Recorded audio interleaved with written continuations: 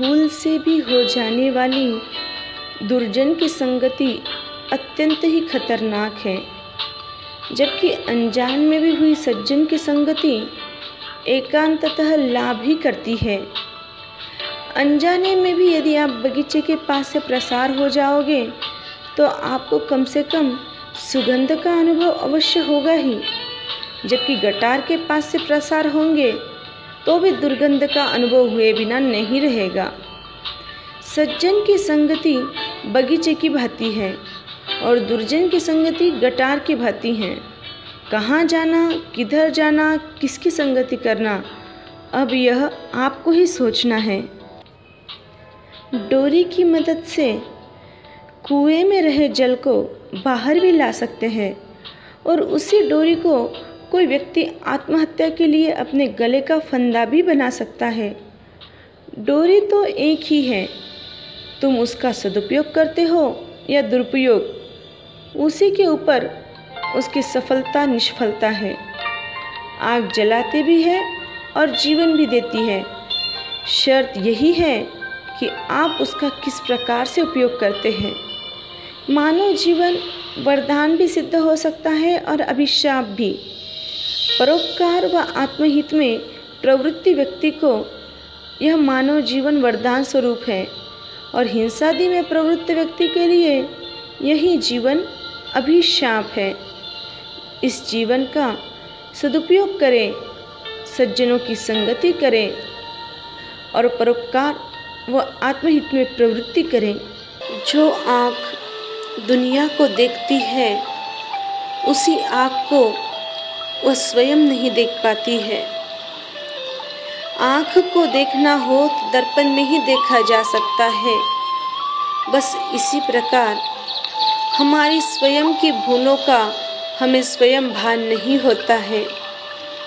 अपनी भूलें अपने आप को दिखाई नहीं देती है।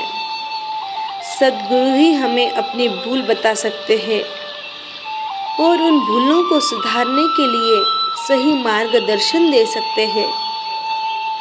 अतः जब तक जीवन में पूर्णता न आए तब तक सद्गुरु का सानिध्य कभी नहीं छोड़ना चाहिए। ठीक ही कहा है, गुरु बिनो भवनिधि तरही न कोई।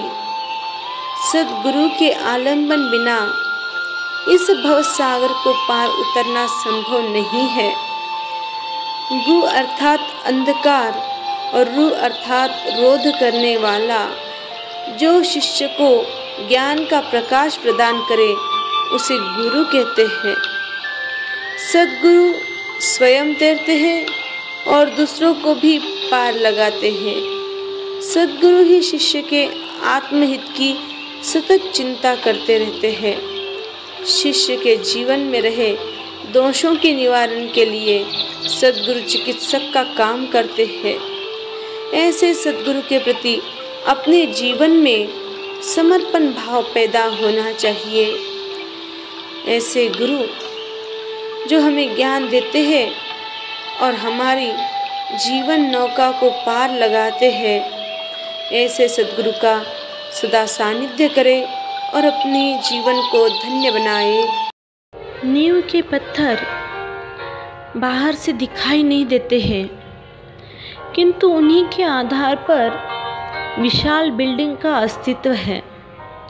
नींव यदि कमज़ोर है तो वह बिल्डिंग कभी भी गिर सकती है।